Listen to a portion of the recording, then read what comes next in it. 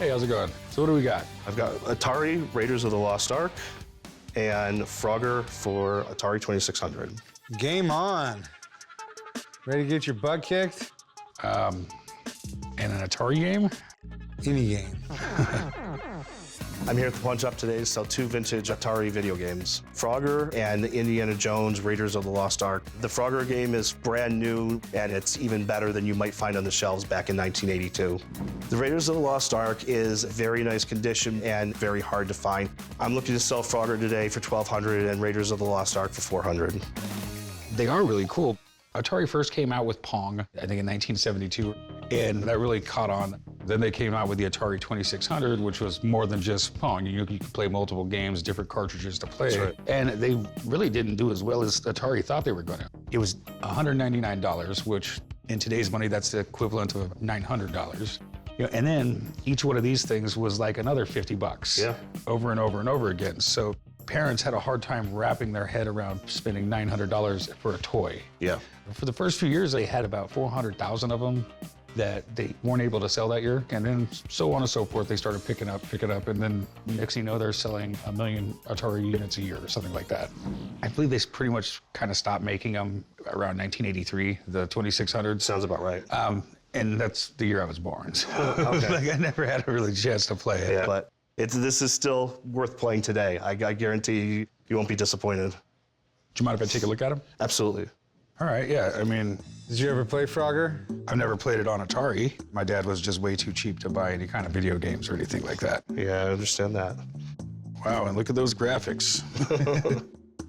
So, I mean, yeah, these were pretty cool back then. I mean, they've redone these games just about on every system, too. I mean, Yep, Nintendo Wii, yeah, all of them. So what are you looking to do with them?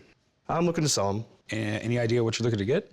Yeah, so for this one, probably the nicest Frogger I've ever seen. I'm looking for $1,200 for that. And the Raiders of the Lost Ark, I'm looking for $400 on that one. Okay, that is not what I was expecting to hear from you. I know people are starting to grade vintage video games. Yes. Which is kind of new to me. It's not something I have experience in. Do we have somebody that could grade these? Do you know anybody? Yeah, we got someone that we use. Want me to go give him a call? Yeah, do me a favor, give them a call. Yeah, hang out, we'll be right back, okay? Sure, great. I don't know if they need an expert coming in because it's really based on what someone's willing to pay for it. And I think that there's a large following for these games right now. What do we got here? Some Atari, huh? Brand new, unopened Atari games. Yeah, so these are some classic games. Atari 2600 came out in '77, and it was kind of like the classic age of video games. Typically, we know the Nintendo as the golden age, but what came first was the Atari, and they didn't really create the franchises that we know, like Mario and Zelda, but they really were the genesis of video games, essentially. So this one doesn't have any shrink wrap on it. Is that normal? Yeah, can I take a look at these? Please. All right, sure. So this is Raiders of the Lost Ark. There's different variants. So you can see here it says Atari Inc. There's an Atari Corporation version that came out in 1986. So this came out in '82, I believe, and they did not come with shrink wrap. The Frogger, this one did come shrink wrap. It should say on the side here, made in USA, right? So this is the first print. So it's gonna be harder to find this one, still sealed like this in great condition. So I know people are, collecting these and now they're actually getting graded and stuff. Absolutely. With the introduction of grading, I mean, obviously, as the prices have risen, certification has eliminated counterfeits, so people know what they're buying. They have more confidence to spend more money on them. So I've taken a look at this, and just looking at it, I mean, this is pristine. It's clearly what we call case fresh. This has never been distributed. It's never been on the shelf. The box would probably be about a 9.8, which is pretty much the nicest you can expect to get this as a grade. This one definitely has a few flaws. I mean, you can see here, just clearly there's a little ridge there. And there's other things here that would probably put this in the 9.0 to 9.2 range. So it's still a really nice shape, but it's not absolutely perfect. Okay, so what are we looking at value-wise?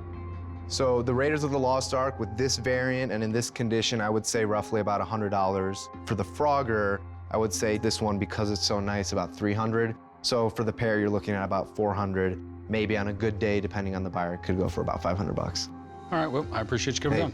Happy to help out. Thank you. Take care.